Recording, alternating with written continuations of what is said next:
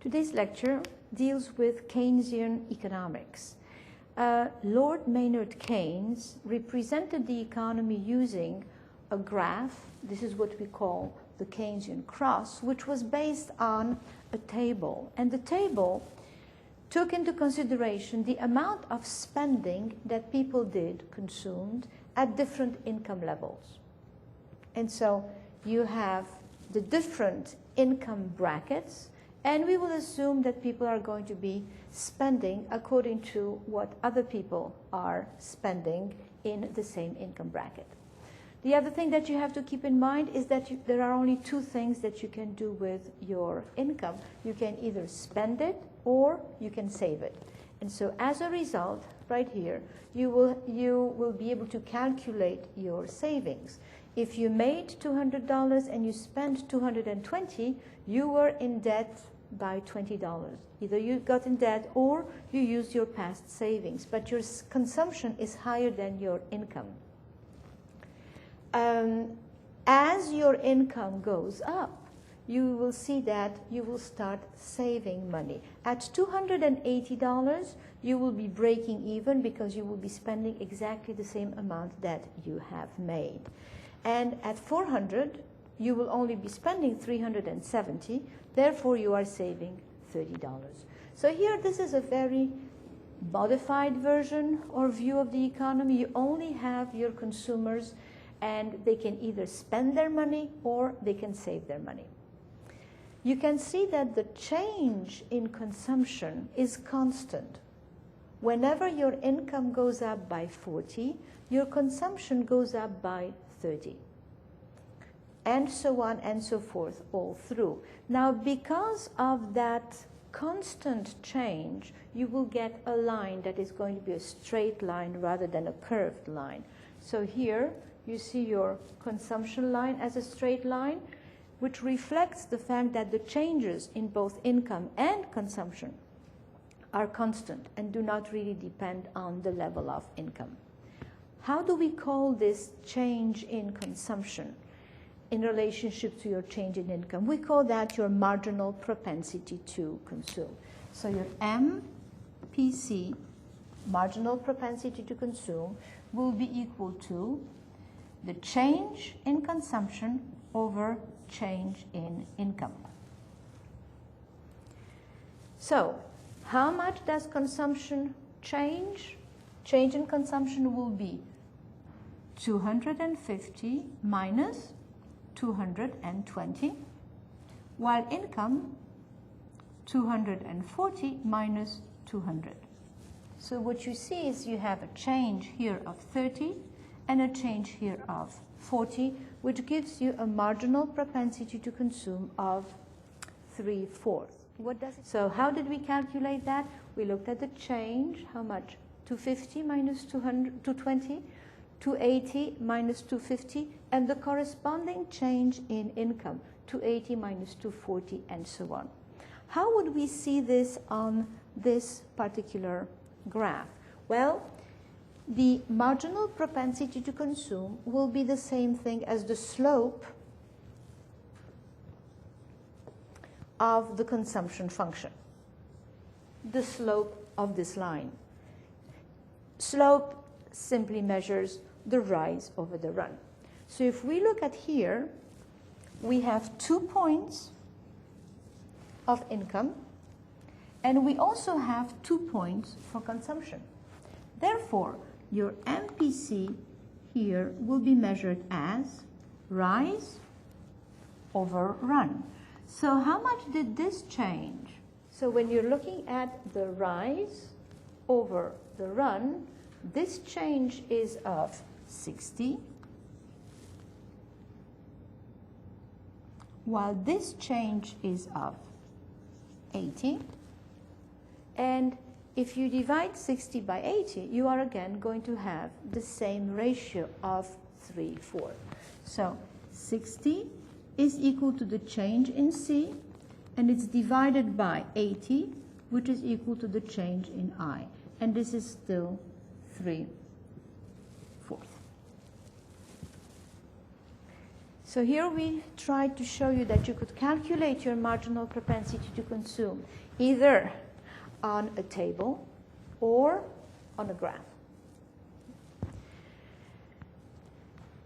Now, if we only have consumption, then in order for you to be at equilibrium, we would need just those two to be equal. We only want however much you have made to be spent, because if you save some, then you will have produced more, 320, than you are demanding.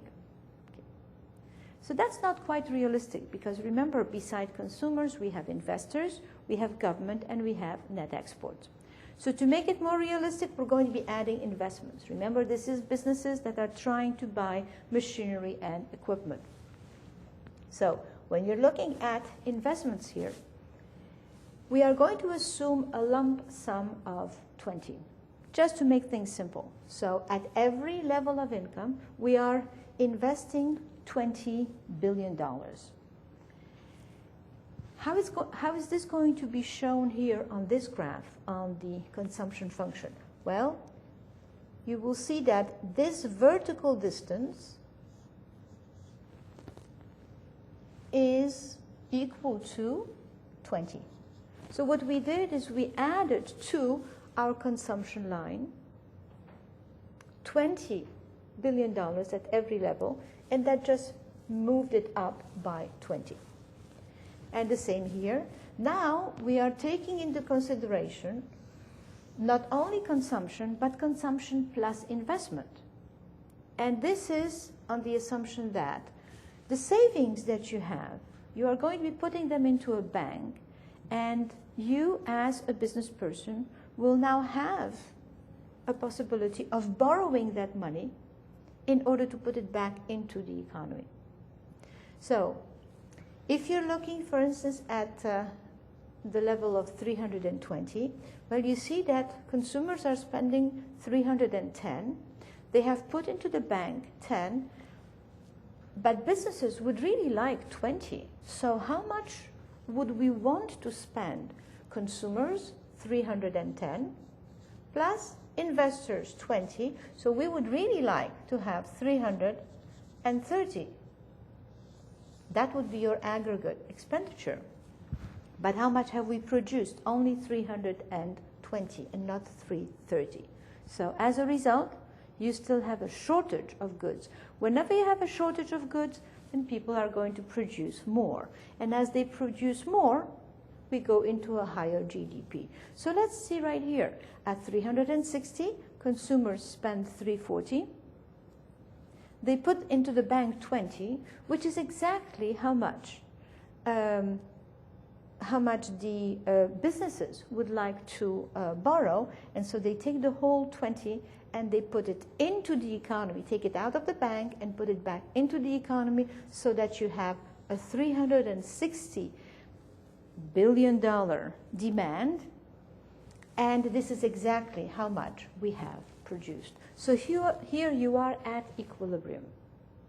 So again, 2 points of equilibrium. The first one is if we only have consumption, then you are at 280.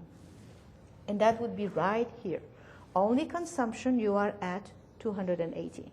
Now we have put into the economy $20 billion. And as we added $20 billion, we get into a new equilibrium, because we have two players now, C plus I, and that would represent the situation right here, 360. So now, the important point is to compare one equilibrium and the next. So how much has income increased? Well, it went up by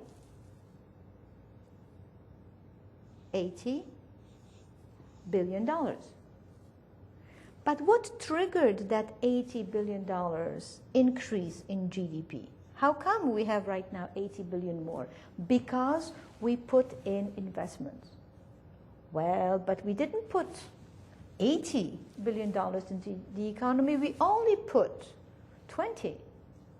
But that's because we have the multiplier. And the multiplier is what got us from 280 to 360 as a result of only $20 billion put into the economy. So here we have equilibrium with consumption alone, equilibrium with consumption plus investment. We have your MPC calculations, and we are looking at the multiplier effect from 280 to 360. So this is as a complement to, or in addition to, the beginning discussion of how the economy grows. And it grows in a multiplied fashion. That's why the next discussion is going to be on the function or the impact of the multiplier.